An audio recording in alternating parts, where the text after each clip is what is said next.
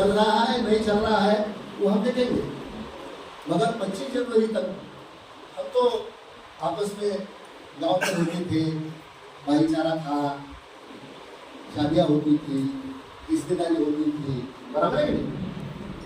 तो कौन सी विचार थे? वो विचार 3,000 साल से मनुस्मृति में लिखा हुआ जो विचार है उस विचार से हम चल रहे हैं। अब मनुस्मृति में क्या लिखा हुआ है? मनुस्मृति में तो कई चीजें लिखी है कि फला फला जाति नहीं पढ़ना नहीं चाहिए। समझो उसमें श्लोक सुन भी लेता दूर से, श्लोक दलित जातियां है, शूद्र जातियां है, वो श्लोक सुनता भी है गलती से, तो क्या करना चाहिए लिखा है उसमें, बराबर है? अब वो शीशे का डालते होंगे वो छोड़ दो, मगर वो लिखा हुआ है, उसमें तब्दीली आई। मगर समाज में ऐसे तबकों के तरफ देखने का रवैया क्या रहा, ठीक ढंग से नहीं, बराबर है? अब संविधान में क्या विचार है, हम क्यों मानते हैं संविधान को? खासतौर पे यहाँ पर जो बैठे लोग हैं, संविधान में लोकतंत्र का विचार है, बराबर है? संविधान में स्वतंत्रता का विचार है, बराबर है? भाईचारे का विचार है, समता का विचार है, बराबर है? मैं जो बोल रहा हूँ ठीक है, और सामाजिक न्याय का विचार है, बराबर है? अब हमारे समाज में ये सब विचार, ये तो संविधान में हुआ। अब हम आते हैं समाज का आखिरी का, समाज में आखिरी का यूनिट क्या है समाज में? कोई बताएगा आपको? आप में से समाज में आखिरी जीने वाला जिसको एका बोलते हैं, यूनिट बोलते हैं, परिवार। बिल्कुल बढ़िया, परिवार। अब ये परिवार किसी जाति का हो, किसी मजहब का हो, उसको संविधान में दिए हुए ये जो विचार है वो मंजूर है क्या?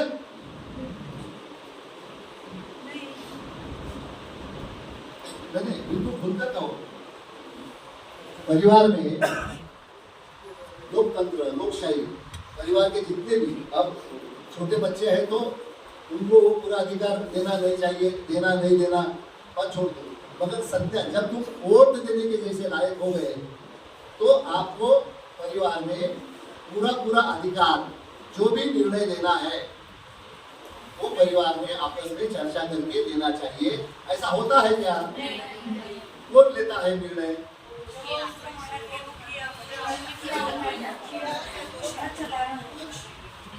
बराबर। इसका मतलब जो चलते आई रूढ़ी परंपरा वो कितने दिनों से, कितने सालों से, सालों जो परिवार के सब लोगों ने उसको स्वीकार किया हुआ है, बराबर? अब उसके वजह से ये जो 2 दिन से आप चर्चा कर रहे हैं और हमारा संगठन यदि मजबूती के साथ में हमको आगे लेके जाना है तो इसके बारे में एक स्पष्टता, जब मैंने शुरू में भी कहा, ये स्पष्टता लाने के लिए हम रोज घर में झगड़ा शुरू कर दें, उससे बात नहीं बनने वाली, आप बराबर? मगर चर्चा के लिए तो शुरुआत करो। कुछ लोग चर्चा करेंगे, कुछ लोग तो कहेंगे बहुत आ गई, जयपुर में जाके 2 दिन का शिविर करके आई, आपको क्या 4-5 सिखा रही क्या? बराबर? ऐसा हो सकता है, मगर ये सब चीजों के बारे में हम क्यों कर रहे हैं कि हमारा परिवार भी एक साफ सुथरे ढंग से उसका विकास हो, एक दूसरे के भाईचारे के साथ में हर निर्णय हो, और यदि परिवार में इस ढंग की चर्चा होगी तभी समाज में शुरू हो जाएगा। नहीं तो परिवार में यदि लोकतंत्र मंजूर नहीं, समता का मूल्य मंजूर नहीं, स्वतंत्रता मंजूर नहीं, मगर उसी परिवार से लोग बाहर जाके राजनीतिक दल का नेतृत्व करते हैं, शैक्षणिक संस्था का नेतृत्व करते हैं, बराबर है कि नहीं? तो इसके बारे में भी हमको अब सवाल ये है, सवाल तुम्हारे हमारे सामने का ये है कि इन सब मुद्दों की यदि चर्चा करना है तो कैसे कर सकते हैं हम, कैसे कर सकते हैं? क्योंकि मैंने ये भी देखा है कि महिलाओं को चलो वो अपना काम नहीं है, घर वाले कर देते, अपन क्यों दिमाग को तकलीफ कर ले, क्यों ऐसा बोलता है? और ये सिर्फ अनपढ़ महिलाओं का होता है, ऐसा नहीं। पढ़ी लिखी महिलाओं की आजकल नौकरी अच्छी करेगी, कमाएगी भी, मगर वो कमाती है इसका मतलब घर की जिम्मेदारी से वो मुक्त नहीं है। अब सवाल आखिरी में ये आएगा कि जो हो रहा है, जैसा कि अभी सवेरे हमारे सुजाता जी बात कर रहे थे कि हमारी पढ़ी लिखी लड़कियां आजकल पढ़ी लिखी होती है, नौकरियां करती है, बड़े बड़े शहरों में रहती है, विदेशों में जाती है, मगर उनके तरफ देखने का अब शहरों में तो इतना नहीं रहा, क्योंकि हर एक का कहा ना कहा तो भी अपनी बेटी को भी इस ढंग से यदि चांस मिलता है तो वो प्रयास करता है। बिहार में नहीं होता। तो ये समाज की जो मानसिकता है, ये हमें हमारी जिम्मेदारी है वो बदलनी। और सिर्फ मैं जब हमारी बोलता हूँ तब सिर्फ महिलाओं की नहीं, हमारे जैसे संगठन में जो महिला और पुरुष दोनों एक साथ, क्योंकि गाड़ी है तो गाड़ी के दो पहिए है ना, महिला और पुरुष, तो परिवार हो, समाज हो। अगर ये सब करना है तो पूरे समझदारी के साथ, और ये हमेशा दिमाग में रखने की जरूरत है कि ये सब चीजें हम आपस में झगड़ा करने के लिए, क्योंकि झगड़ा करके ना परिवार में कोई ज्यादा दिन रह सकता है ना समाज में रह सकता है। मगर एक चीज है, वो है क्या नहीं, आप मुझे बताइए। संविधान ने तो जाति व्यवस्था उस ढंग से खत्म की है कि सब हम एक लेवल पर लाके रखा है, बिल्कुल दलित क्या हो या मेहतर समाज का हो या खेत मजदूर हो या और हमारी राष्ट्रपति द्रौपदी मुर्मू हो, इलेक्शन को जाएगी तो दोनों को भी एक ही वोट देने का अधिकार है, यानी वो लेवल पर हम दोनों एक ही है। मगर वो वास्तव है क्या? और जिनका जिक्र अभी ये बहन ने किया, ये संविधान जब देश को अर्पित कर रहे थे डॉक्टर बाबा साहब अम्बेडकर, तब उन्होंने 26 नवंबर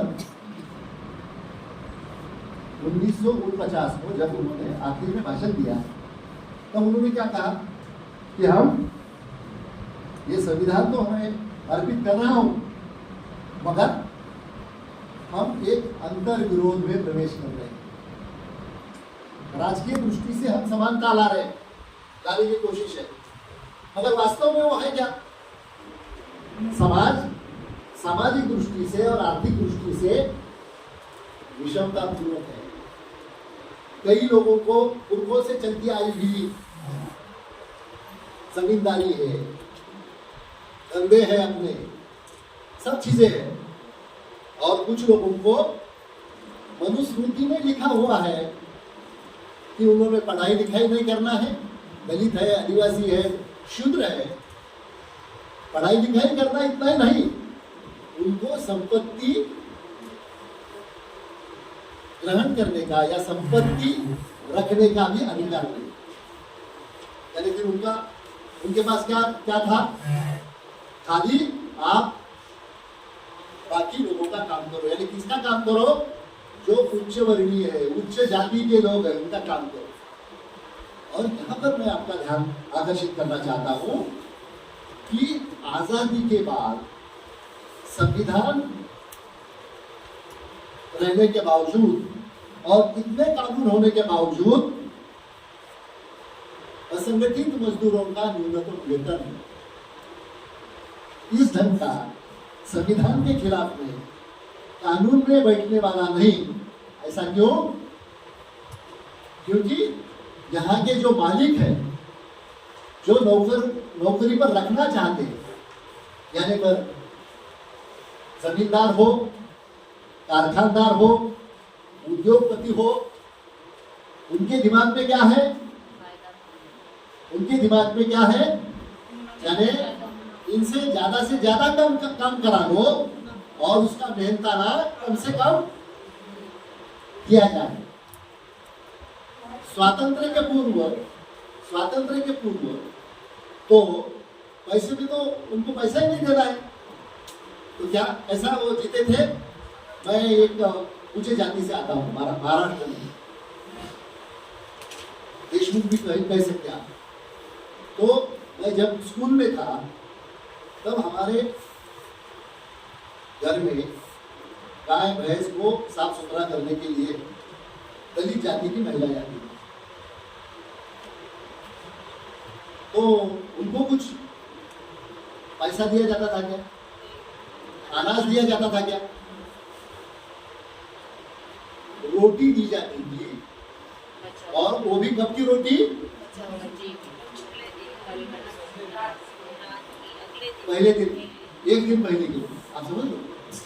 और वो रोटी मिलने के बाद वो खुशी खुशी ये बात समझ।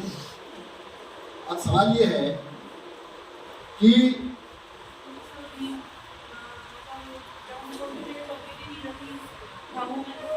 अगर कोई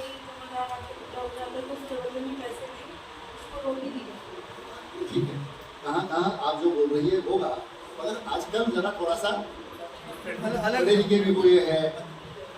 और उस वक्त क्या है, 2 टाइम का खाना ये मुख्य था, आप समझ रहे क्या? नहीं, अब 75 साल में बाल बच्चे पढ़ रहे हैं, स्कूल जा रहे हैं, लोगों को जरूरत है काम की, रोटी पर लोग आएंगे नहीं काम को, और लोग काम को नहीं आएंगे तो खेती का काम वैसा ही रह जाएगा, आप समझेंगे? ये सब चीजें हैं, मगर मानसिकता का मैं आपको बता रहा हूं। अब इसमें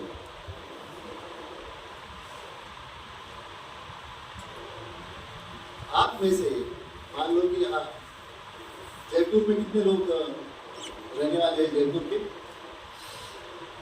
औरंगाबाद, हर शहर में सवेरे आप 7 बजे जाएंगे तो ऐसे कई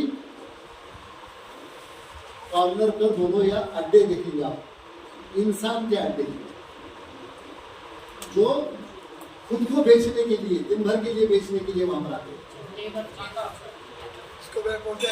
मजदूर अड्डा, लेबर चौकी।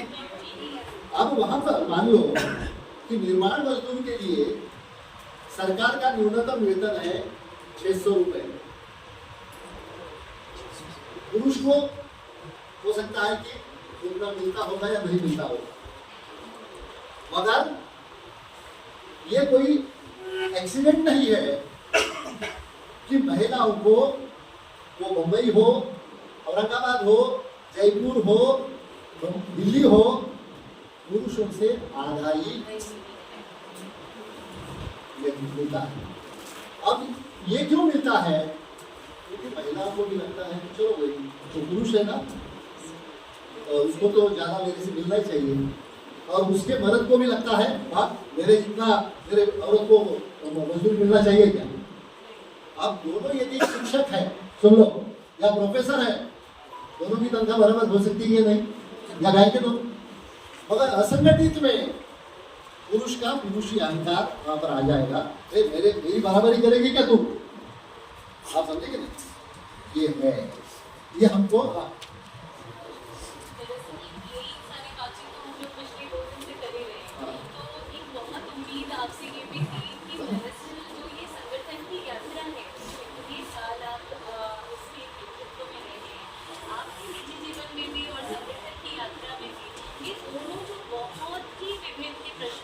जेंडर और जाति, इसको बांटने के लिए जो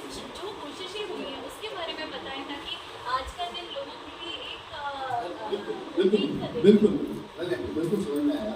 वही इसीलिए मैंने ये कहा, क्योंकि हम जाने के पहले, क्योंकि दिन भर 2 दिन से आपने चर्चा की या अभी भी मैंने जो कुछ बातें बताई आपको, इसमें आखिरी में हमारे में अंतर्गत भी कई चीजों की सफाई की आवश्यकता है।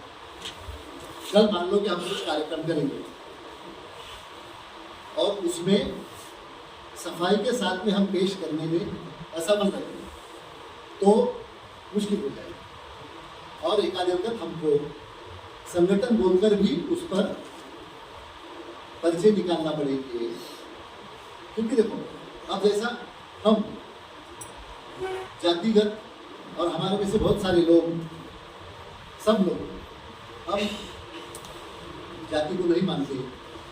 शादी के वक्त भी हमने अंतर्जातीय शादियाँ की है, मगर वो नियम सब लोगों को आज हम लागू कर सकते हैं क्या? नहीं कर सकते। तुम्हारी बेटियां लड़के जब पढ़े लिख कर चले जाएंगे तो तुम ही स्वीकार करते हो कि चलो उसने शादी की है, नहीं तो वो कहता है कि नहीं मुझे तो करना है शादी, तो इसी के साथ में करना है।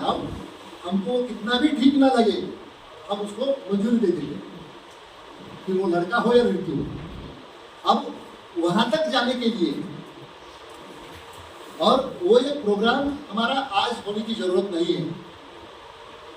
सवाल ये है कि हमारे जो रोजमर्रा जिंदगी के सवाल है उसमें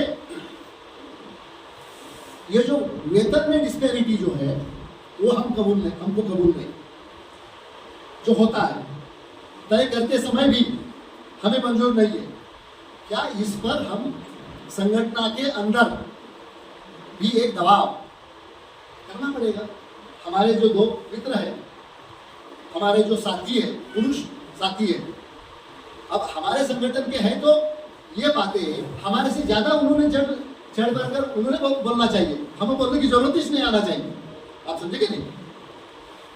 इसको भी हमको करना पड़ेगा। और आखिर में मुझे लगता है कि इसमें कोई दो राय नहीं है, क्योंकि हमारा पूरा समाज ये जाति और मजहब में बटा हुआ है।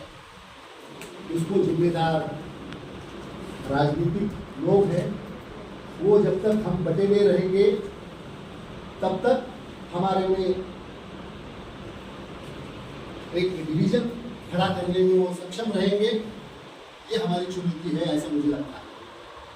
हमारी चुनौती जाति यदि है, और सवाल यह है कि फिर जैसा कि यदि हकीकत है तो जाति का सेंसस या जनगणना करने में क्या हर्ज है? हमें तो लगता है कि वो होना चाहिए, मगर कुछ लोग ये कहते हैं कि जनगणना करने से जातिवाद बढ़ेगा। हम बिल्कुल उनसे सहमत नहीं। अब ये चर्चा हमें यहाँ नहीं ये कहूँगा कि यहाँ पर निर्णय लो, मगर आपस में चर्चा करो और निर्णय पर आना पड़ेगा।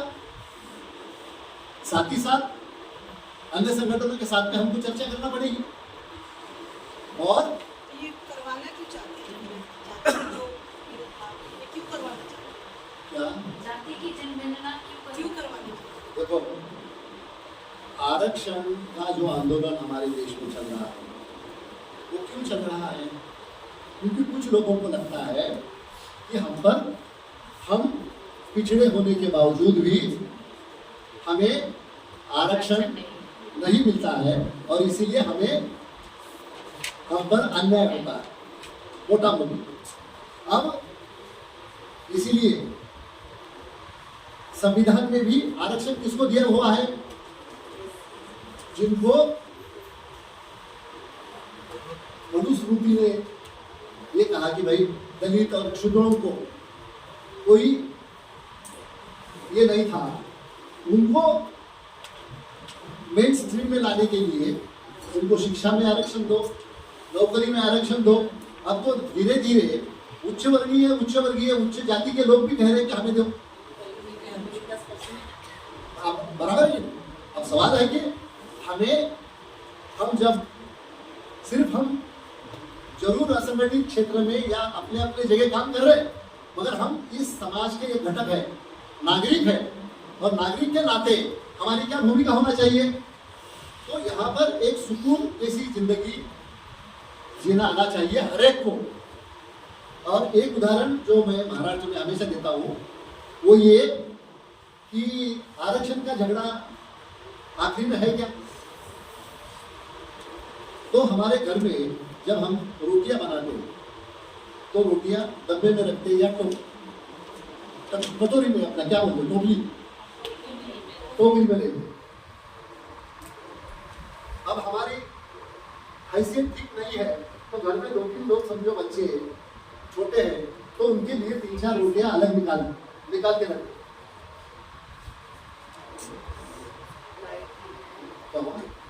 नहीं होता। तो बच्चे यदि है तो उनके लिए हम 3-4 रोटियां अलग से निकालेंगे, रखते। अब बच्चे की रोटियों में पूरा पेट किसी का भी नहीं भरता, मगर सब घर वाले इकट्ठा बैठकर क्या सोचते हैं कि ऐसा एक दिन आधा पेट खाकर रहेंगे, 2 दिन रहेंगे, ये हमेशा का तो नहीं चलने वाला। तो हमें क्या करना पड़ेगा? वो टोपली में रोटियों की संख्या कैसी बढ़ेगी ये सोचेंगे ना। आज झगड़ा आरक्षण के माध्यम से जो रोटियां है वो एक दूसरे से छीनने का चल रहा है। रोटियां बनाने की बहुत कम बात कर रहे हैं। मुझे लगता है कि हम जिनको आवश्यक है, जिनको संविधानिक आरक्षण मिलना चाहिए उनको मिलो, जिनको आज नहीं है सरकार ने निर्णय ले, मगर उससे सवाल हल नहीं होने वाला जब तक हर एक को रोजगार, ये जो 7 मुद्दे हैं, हर एक को इन सब 7 मुद्दों से मुहैया करने की जिम्मेदारी केंद्र सरकार की और राज्य सरकार की है। और उसके लिए हमें अपने अपने राज्यों में जितने भी संगठन है, मजदूर संगठन है, लोगों में काम करने वाले संगठन है, और 2 कदम आगे जाकर यदि हम संविधान को मानने वाले विचार के दृष्टि से, तो मैं ये कहता हूँ, देखा देकर कोई लोग इसमें मेरे पे गुस्सा भी करेंगे, मगर उसकी मुझे परवाह नहीं है कि हम तो इस विचार की धारा के हैं, हम उस विचार धारा के हैं। आज के तारीख में संविधान का विचार जिनको जिनको मंजूर है वो सब लोगों को एक साथ कहना, सब लोगों को। साथ ही साथ और एक मुद्दे की तरफ आपका ध्यान आकर्षित करना चाहता हूं कि हम यदि संविधान में दिया हुआ लोकतंत्र को यदि सही मायने में समझते हैं तो मेरी बात तो मुझे जो ठीक लगती है मैं कहूंगा, मगर दूसरे को भी कहने का अधिकार है या नहीं, मैं देने वाला है नहीं। हो सकता है कि वो आज माइनॉरिटी में है, मगर उसको वो कहने का अधिकार है। माइनॉरिटी का व्यू पॉइंट वो संगठन का एक प्रेशियस व्यू पॉइंट है, ऐसा हम उसकी तरफ देखने वाले कि नहीं? क्योंकि लोकतंत्र में आज जो माइनॉरिटी में है कल मेजॉरिटी में जा सकता है, हुकुमशाही में हो रही है, आप समझ लो। और इसीलिए हमें यदि समाज की पूरी विषमता को नष्ट करना है, जातिगत विषमता, पुरुष महिलाओं की विषमता, सब तरह की विषमता यदि खत्म करना है तो, और पूरा के पूरा शोषण यदि खत्म करना है, ये यदि हमारा उद्दिष्ट है और ये यदि संविधान भी कहता है, तो आज के तारीख में हमको सबको इकट्ठा आना चाहिए। इन मुद्दों पर यदि हम इकट्ठा आएंगे और इन सब में काम करते समय महिलाओं को तो विशेष, क्योंकि आपके बारे में संगठनों में भी, लीडरशिप में भी कहेंगे, मैं कहूँगा कि नहीं अभी वो जरा पढ़ लिख रही है, जितना सक्षम नहीं है, इसलिए उसको हम लीडरशिप में नहीं दे रहे। मुझे लगता है ये कि ये तो उसकी स्थिति है, इसका क्या हो गया, बिल तो ला दिया हमने, पारित तो किया, मगर रिजर्वेशन, महिला रिजर्वेशन का पारित करने के बाद वो 2040 तक लगेगा नहीं, इसकी भी व्यवस्था कर दी हमने। ये कितने महिलाओं को पता है, मगर वो तो अब अगले इलेक्शन का हर मुद्दा होने वाला है। ये सब चीजें मुझे लगता है कि हमको ध्यान में रखने की आवश्यकता है। और जैसा कि मैंने शुरू में कहा कि हमारी वो जिम्मेदारी, आज भले ही हम 40-50 लोग होंगे यहाँ पर, तो धीरे धीरे अपने हमारा ये यूनिट बोल के इसको ज़्यादा से ज़्यादा हम कैसा विकसित कर सकते हैं। यहाँ पर आए हुए मुद्दों के साथ में, अन्य संगठनों के साथ में हम बात कर सकते हैं क्या? ये जरूरी नहीं है कि आज हमने जो तय किया वो आखिरी हो, नहीं। आखिरी क्या है?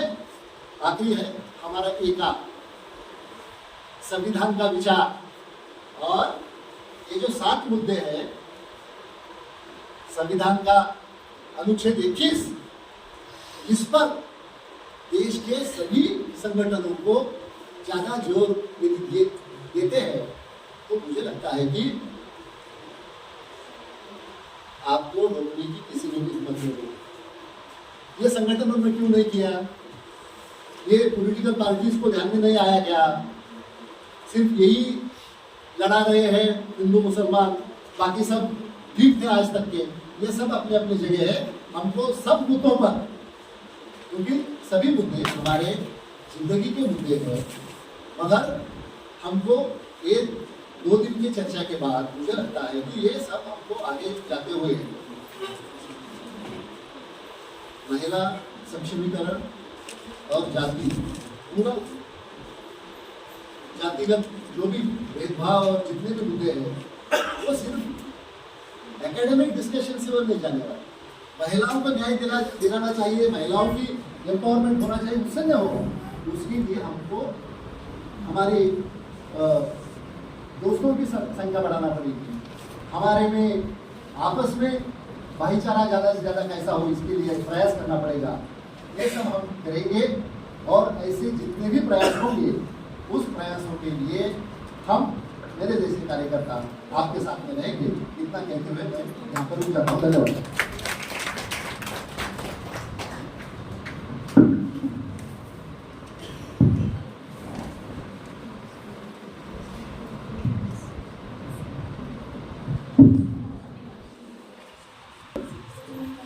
और मैं भी शिवाजी से थोड़ी रिक्वेस्ट करूँगी कि उन्होंने अपने जीवन में जाति और जेंडर का हिस्सा कैसे अपनाया है, उसके कुछ अगर उदाहरण आप हमारे सामने रखें तो बेहतर।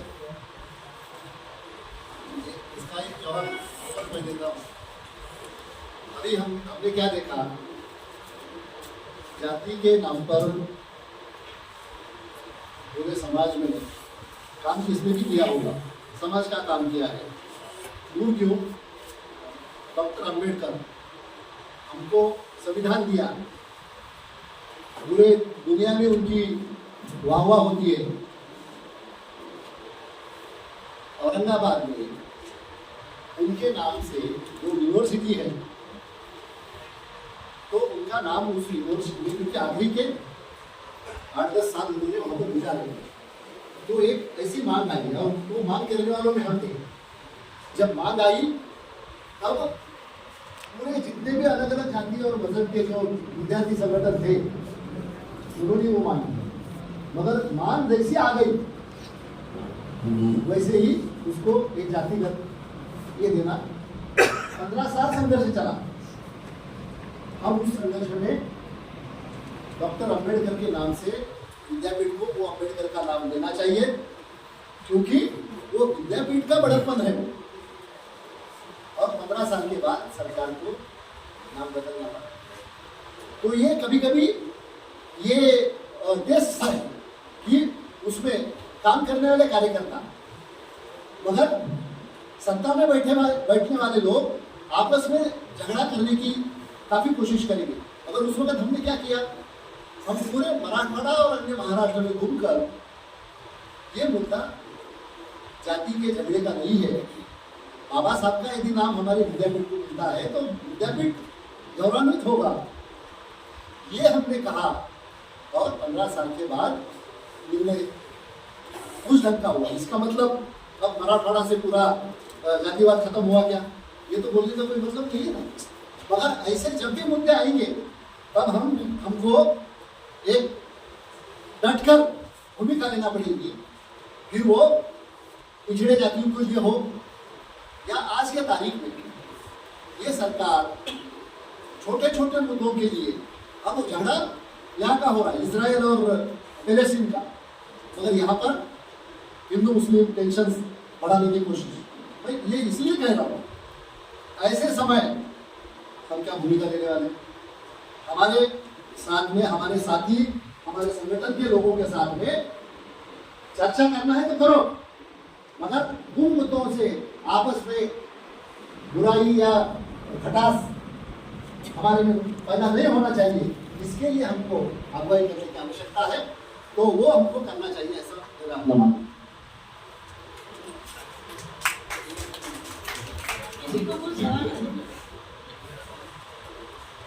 सुभाष भाई, मेरा एक सवाल है। अभी आपने शुरू में खुद ही कहा कि संविधान आ गया, फिर भी हम लोग जो मनुस्मृति में लिखा था उसके साथ जी रहे हैं, और आज हम जैसे कार्यकर्ता कितना भी संविधान लोगों के बीच में लेके जाएं, मतलब उसकी हम समानता न्याय की जो भी बात करें, पहली बात तो हम जिन श्रमिकों के साथ काम करते हैं, आधे क्या मैं कह रही हूँ 80% लोगों को तो पता ही नहीं कि अपना देश आजाद कब हुआ या संविधान में आगे भी कोई चेंज है।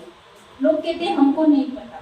तो आज अगर हम फिर से 75 साल के उस संविधान को फिर हम लेके जाएं लोगों के बीच में, और हम लोगों को बताएं कि सामाजिक न्याय और समानता की बात है, और तब तक संविधान ही खत्म हो जाए, तो फिर हम किसकी बात करेंगे? क्योंकि ये तो आज हमें 75 साल के बाद जो जन संगठन है उनको संविधान की याद क्यों आ रही है?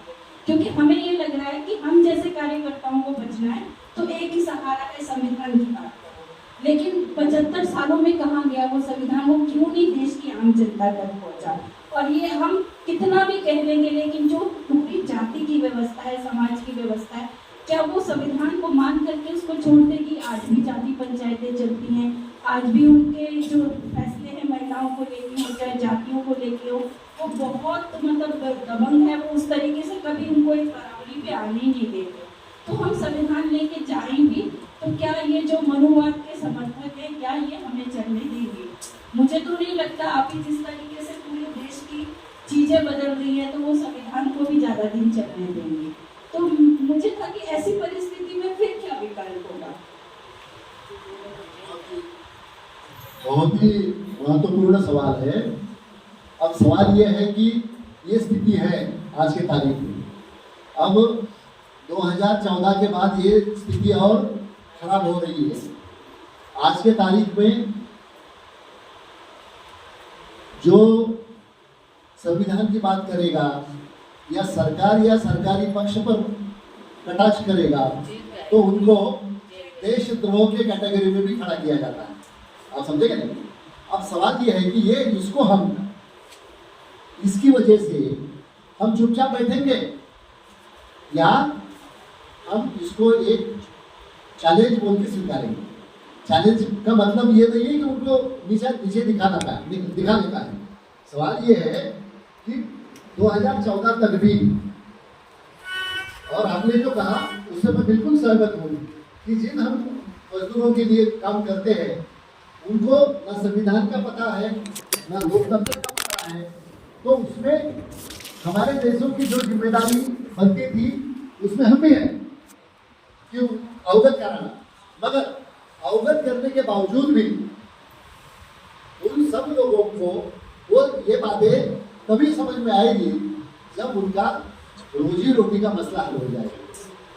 ये सिर्फ संविधान और विचार की बात हम अकेले करेंगे तो वो उन तक पहुंचेगी नहीं, मगर उनके जो रोजी रोटी की बात हम जब तक करेंगे नहीं, और इसीलिए तो हम मजदूर संगठन से जुड़े हुए हैं, उनके रोजी रोटी के मसलों को लेकर जुड़े हुए हैं। वो मसलों के साथ में अन्य जो चीज़ें हैं वो कम से कम उनके साथ में चर्चा हम कर सकते हैं, वो उन तक पहुंचा सकते हैं। ये मेरा अपना भी अनुभव है, इतना मैं बता सकता हूँ।